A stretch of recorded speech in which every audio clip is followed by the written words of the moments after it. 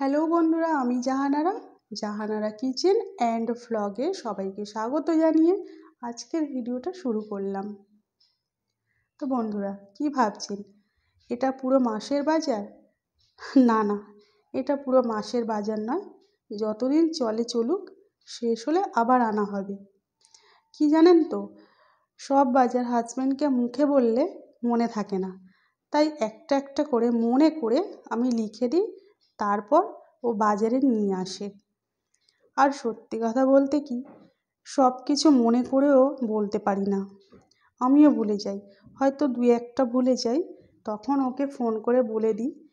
আর বাজারগুলো গুছিয়ে রেখে এবার আমি রান্নার দিক যাব। তবে মশলাগুলো এখন কৌটোর মধ্যে রাখতে পারবো না, এগুলো গুছিয়ে রাখতে গেলে সময় লাগবে, আর রান্না করতেও তো দেরি হয়ে যাবে। তো এইভাবে আমি রেখে দেব। আর এই দেখুন, এটা আমার পুরো মাস চলে যায় এই বাসন মাজার সাবানটা। তো এবারে দেখব রান্নার জন্য কি কি এনেছে।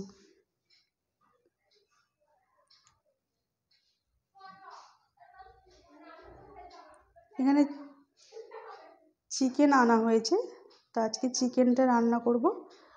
তো চিকেনটা তো রেডি করতে হবে তার আগে, তো আমি বাজারগুলো এভাবেই রেখে দেব। আজকে আর কিছুই গুছিয়ে তুলতে পারবো না। টমেটোগুলো দেখুন বন্ধুরা, বেশ লাল লাল, দেখে মনে হলো দেশি। আর সত্যি কথা বলতে কি, দেশি টমেটো কিন্তু খুব ভালো স্বাদ হয়। আজ রান্না করব বেগুন ডাল, চিকেনটা আলু দিয়ে রান্না করব, আর মাছের ঝোল।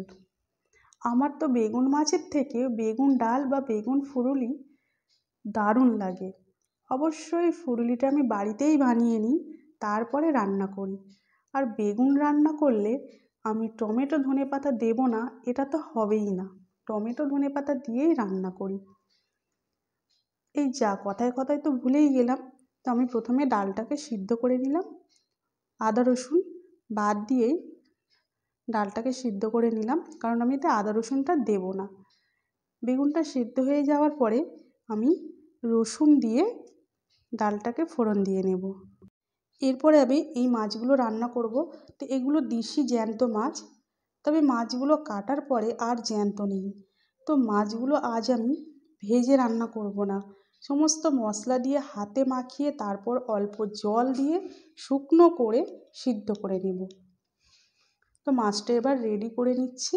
খুব ভালো করে হাতে মাখাতে হবে, যাতে প্রত্যেকটা মাছের গায়ে মশলাগুলো লেগে থাকে।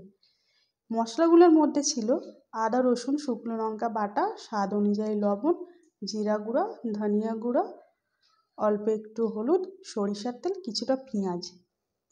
তো হাতে মাখানো প্রায় রেডি হয়ে এসছে। এরপরে আমি বসিয়ে দেব অল্প একটু জল দিয়ে মাছগুলো সিদ্ধ করার জন্য।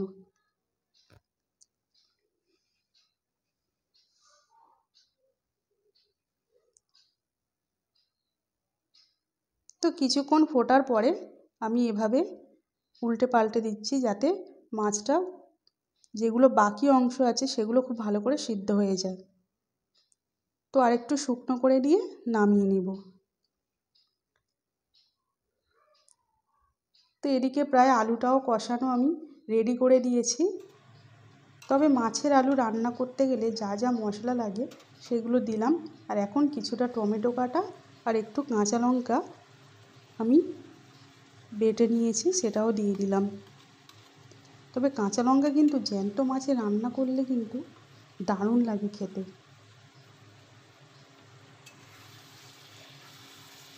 এবার খুব ভালো করে কষে নিতে হবে, কষে নিয়ে জলটা দিয়ে দেব। তো জলটা ফুটে গেলে নামানোর আগে আমি ধনেপাতাটা দিয়ে দেবো, আর মাছগুলোও বিছিয়ে দেবো। তো আমার ভিডিওটা ভালো লাগলে প্লিজ শেয়ার করে দেবেন, আর ইউটিউব থেকে দেখলে অবশ্যই আমার চ্যানেলটা সাবস্ক্রাইব করে দেবেন।